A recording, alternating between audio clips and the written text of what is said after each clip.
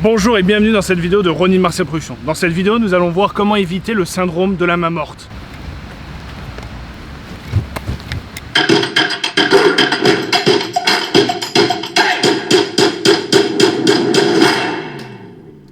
Alors ce que j'appelle le syndrome de la main morte, c'est lorsque nous pratiquons une arme qu'on tient principalement dans une main, donc que ce soit tanto, nunchaku, etc., bâton, tambo.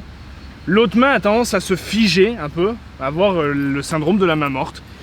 Et donc ça, c'est un truc à vraiment éviter, parce qu'au bout d'un moment, quand la main est figée, c'est-à-dire que vous n'arrivez pas à contrôler votre corps dans son ensemble. C'est-à-dire qu'au bout d'un moment, le cerveau, il la met en mode figé pour travailler qu'une seule main. Ce qu'on va voir par exemple au nunchaku. Petite sacoche de Budo Store que je vous conseille fortement, elles sont excellentes, je vous les mets en lien.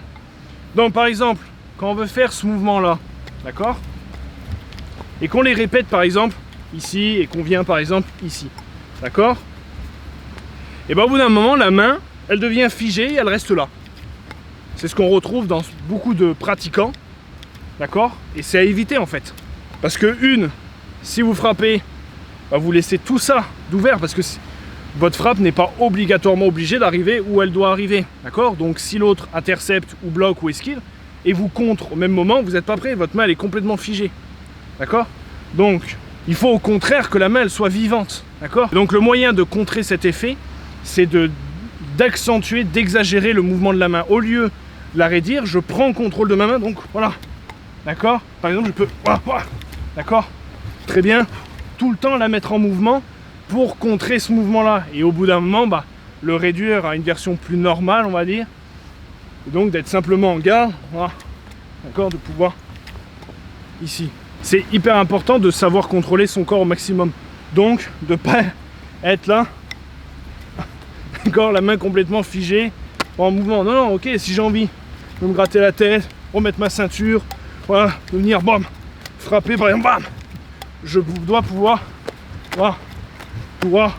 faire, on va dire, ce que je veux, sans qu'il y ait une main qui, voilà, bam, d'accord ? Donc c'est hyper intéressant pour éviter ce syndrome-là et de travailler la coordination des mouvements. On peut travailler ça aussi avec un tanto, bâton, toutes les armes que vous avez pratiquées avec une seule main.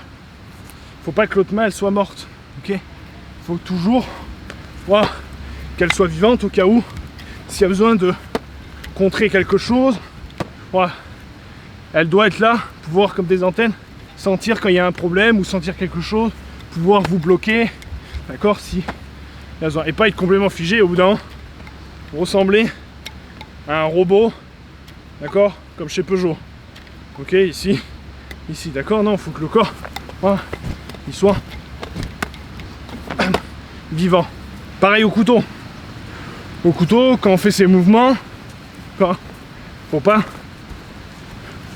que l'autre main elle reste figée, ou là, ou ici, d'accord. C'est comme à main ouverte, quand vous faites vos mouvements de base en cuillon, vous n'êtes pas là, d'accord ? Non, l'autre main, d'accord, elle bouge, elle vit, c'est pareil. Donc ici, voilà, votre main, voilà, d'accord ? Votre autre main, elle bouge, d'accord, elle est vivante. Donc là,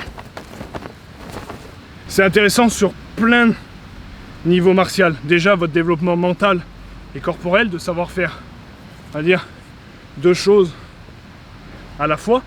Donc là voilà, si j'ai envie de pouvoir faire deux choses, je peux.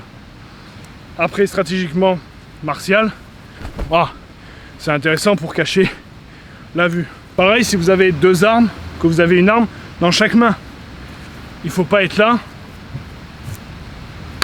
d'accord, ou alors l'autre main qui reste là qui va frapper. Mais après c'est intéressant, voilà, de pouvoir utiliser les deux mains. Habituez-vous à travailler avec les deux mains tout le temps en mouvement, d'accord, que ce soit avec votre tento, votre nunchaku, vos tambo, quelle que soit votre arme, gardez la main mobile, d'accord, ne jamais rester complètement figé. Ok, voilà, c'était la petite vidéo rapide pour éviter le syndrome de la main morte et de pouvoir faire ce qu'on veut, quand on veut, comme on veut, avec son corps. On a envie de rester mobile, je peux. Si j'ai envie, voilà, de bouger ma main, je fais ce que je veux. C'est pas mon corps qui dicte, mais mon mental. Voilà pour cette petite vidéo rapide, j'espère qu'elle vous a plu. N'hésitez pas à liker, commenter, partager. Vous savez comment cela fonctionne. Attends la prochaine vidéo, n'oublie pas d'avoir l'esprit guerrier et le cœur pacifique. Ciao!